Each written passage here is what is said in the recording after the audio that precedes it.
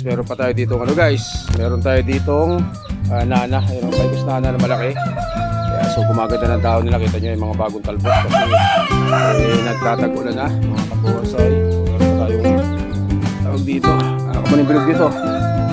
Session ako sa mga alaga nating manok ayun. So ito kamuning bilog, for sale yan. Tapos yung ating pinaraject na minarkot na banyan. Si what's up mga kabonsai, welcome to the channel guys for today's vlog. So nandito tayo sa bonsai natin. So ipapakita ko lang sa inyo mga materials ko dito, yung mga bonsai ko na for sale pa rin hanggang ngayon mga kabonsai. So yung mga vlog ko nung nakaraan, siguro 3 video ka ata, 4 na video yung upload ko sa YouTube channel natin na to, na palpak. Gamit ko yung GoPro ko na putol-putol kapag na-edit na, pag na-upload na sa YouTube nagpuputol-putol. So hindi ko alam kung saan ang problema noon. So ang gamit ko ngayon itong telepono ko, itong cellphone ko.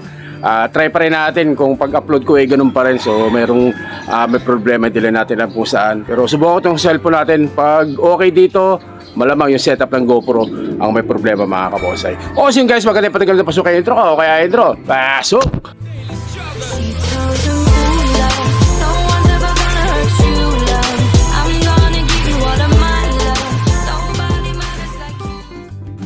Yun, natayo na nga mga kabonsai. So papasilip ko lang sa inyo kung ano pa yung mga for sale natin. So nandito pa rin itong ating tawag dito, itong ating kamuning bilog, exposed ko sa kamuning bilog. So nandito pa rin, hindi pa rin nakukuha yan. So itong ating isang kamuning bilog din, twin trunk na kamuning bilog natin. So ayan, hindi pa rin ito nakuha. Ayan, twin trunk na kamuning bilog natin. Tsaka itong ating kamuning bilog din. Ayan, yan yung tsura niya guys. Yan. So ganda ng daon nila ngayon kasi medyo nagtatag-ulan na, kaya medyo naglusugan na sila. Ayun, medyo kumapal na yung daon nila. Kumapal. Yung santan natin, nandiyan pa rin yung santan. Ayun. Tapos yung ating melendres, dwarf melendres na naka rock clasping mga kabonsai. Yan. So ayan, yung ating mga for sale. Yung ating limonsito, ganyan kalaki. Ganyan kalaking limonsito. So nandito pa rin guys ha. May mga trip yan, mga yan. Ito mga to, benta na rin natin to. Siguro 500 each na lang tong hibiscus Taiwan na natin. Bagong talim natin sa training pot. Bigay na natin ng yan, 500 isa siguro. Okay na yan. Tapos itong ating meron akong project na forest dito na limonsito. So nahat natin sa Marinduque ito na umuwi ako. So 1, 2, 3, 4, 5, 6, 7, 7 yan. Namatay yung 2 puno. So ibali natira na lang 5 piraso yung puno yan guys, na limonsito natin. Tapos itong ating tawag dito, santan, tinanim natin na forest 3 piraso. So yung isa nag-dieback, namatay. So 2 na lang yung natira. Ito natin, sampalok natin na maganda para sa akin. So nandito pa rin yan. Yan. So 15,000 to 15 million. Maraming tumatawad nito ng mas mababa, pero hindi talaga natin naibigay kasi sobrang tagal na po sa akin. Halos sa 6 years na pong alaga natin ito, sampalok natin yan. Kaya pasensya na doon sa mga tumatawad. Pero pag nandito na kayo sa garden, walang problema yan. Baka maibigay na rin natin yan. Kasi doon po sa hindi nakakalam ako po pinapalis na dito sa area ko. Hindi naman siya pinapalis. Ang nagkataon na gagamitin na itong lupa, kaya lahat po ng mga bonsai ko dito i-dispose na po natin yan guys. Yan. Ito pa, sampalok natin na to. Yan, sexy na sampalok. So dispose na rin natin yan. Tapos itong forest natin ginawa ko dito ang forest na tugas. Yan, 1, 2, 3, 4, 5, 5 puno yan na tugas. Katanim na rin yan sa concrete pot. Yan. Kasama na rin natin yan guys.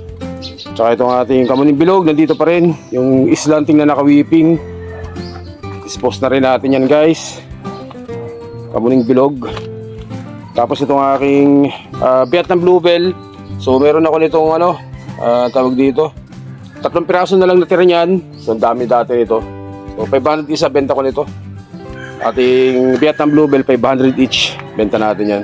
So 3 piraso na lang po natira dyan. So itong bluebell natin na exposed roots dispose na rin yan, benta na rin yan. Murang-mura na lang po mga yan guys. Mga materialis marami dito. So ito Benjamina sobrang sexy. Benta rin natin yan. Itong ating napakalaking tawag dito, kamuning tulis. Ayun Lalaki na ng sanga. Mga nakalatag na rin yan. Ano. So, dispose na rin natin yan mga kabonsai. Benta natin yan. Ganda nito. Ako ang sariling hunting ko to. Galing sa Batangas yan guys. Ganda nitong kamuning tulis na doon. Laki. Kakaiba yan. So, basta makahilig sa kamuning tulis. Meron pa tayo dito. Yan. So, meron pa pala dito ang kamuning bilog. Murang-mura na yung mga yan. Pasyalan nyo po dito. So, ayan po ito po yung ano pa. Vietnam Bluebill natin. Sama po sa binibenta natin. So, ito ang nag-iisa kong yang natira. So ito po ay pa-reserve na. Kaya nandito pa sa garden natin. Yung mga kasabay nito, 5 peraso nakuha na. Yan. So ito, kunting trim na lang yan. Maganda, malalago na rin yan guys. Kaya kasama po itong ating water jasmine. Ayaw ko talaga sanang ibenta to. Kasi bihira na yung ganyang kalaki. Tignan nyo kung gaano kalaki yung Vietnam Bluebill natin. Ganyang kalaki guys. Vietnam Bluebill, baka may mahilig. Kayo na magtuloy. Ano? Kaya nang magtuloy ng Vietnam Bluebill natin. Vietnam Bluebill, water jasmine pala. Sorry. Water jasmine natin yan. So yung ating mga mga santan, kahit pa 500, pag marami kayong kuha, ayan murang-mura na mga yan. Kunin nyo na dito. Ayan kamuning bilog. Mga tig pa 500 na lang mga yan. So itong meron tayong red balete dito. Maganda to. Red balete. Kanya kalaki. Ganda rin to guys. Ganda ang puno niya So na-wire na natin yan. Ang ginawa ko dito, nag-set back ako. Kaya may mga putol. Putol at set back para magka-tapering. Kaya na magtuloy niyan guys. Ayan. Ito ba? So yan. Yan pa yung ating Vietnam Bluebill Sampalok. May natitira pa pala ako sampalok dito. Yung kalaki. Yung tsura niya Kamuning tulis, meron pa dyan. Kamuning bilog. Mga red balete. Ayan Bibigay ko na lang ng tig pa 500 mga to. Ayan red balete. Sampa. Ito pa. Ito red balete pa rin Red balete, 500 isa. Ito red balete rin. Pasyalan nyo dito. So meron pa tayo ditong Philippine Holy. Tapos meron pa tayo ditong guys, meron tayo ditong nana, paikos nana na malaki. Kaya so gumaganda ng dahon nila, kita nyo yung mga bagong talbot kasi nagtatag-ulan na mga kabonsai. So meron pa tayong tawag dito, kamuning bilog dito. Sensya na ako sa mga alaga nating manok, ayun So ito, kamuning bilog, for sale yan. Tapos yung ating pinaraject na minarkot na banyan, dispose na rin natin yan. Tapos itong ating Texas na malaki, ito sa timba, kaya kalago. Gagawin natin sana ng mother plant yan. So dispose na rin yan guys. So marami ditong mga materyales. Kung mga trip ninyong materyales, marami tayo dito. So ating exposed roots na mulberry, ito pa, dalawa. Yung isa nabili na. Tapos itong ating mga from seed na water jasmine.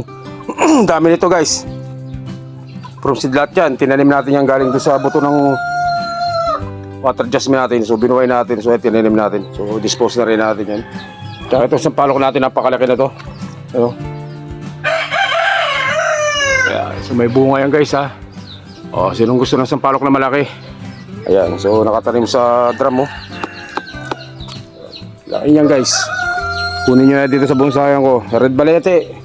Itong red balete na ito, uproot natin to. Ilipat natin sa sapat yan para mabenta na rin yan. Ayan. So ito yung bonsai natin na nag-iisang bonsai na ginawa natin na clipping grow o cut and grow. Ayan. So meron pa tayo ditong yang Batangas. So baka may magusto. Yung Batangas, meron tayong Argao Taiwan. Argao Taiwan tayo dyan. Sampa. So yung mga nakabato natin Banyan. Project natin ng rock clasping yan. Kayo na magtuloy. Texas, naka rock clasping din po yan. Kayo na magtuloy. Yan Sampa. Dito may Texas pa nakabaloktot. So ayan, Texas pa rin yan guys Texas nakabato. Sa Banyan niya nakabato. Yan. So, ang dami pa dun sa dulo, mga materyales. Yan. So, susunod na yung iba natin papakita ko sa inyo. Tapos meron ako ditong napabayaan na banyan. O, sino may gusto nito? Ano? Napakaganda nito guys. Ayos lang ang kulang nito. So, matandang banyan na yan. Ano? O, baka may kursunada niyan. Bigay ko na lang ng 3,500 dyan. Naka-rocklas din yan, nakabato yan. Lipat lang ng engine plate. Magandang ano yan, project yan guys. Banyan na yan. Hindi ko ginagalaw. Yan o. Naka-wild lang talaga siya. Ang gulo. Pero pag na-forma niya, napakaganda niya guys. Yan.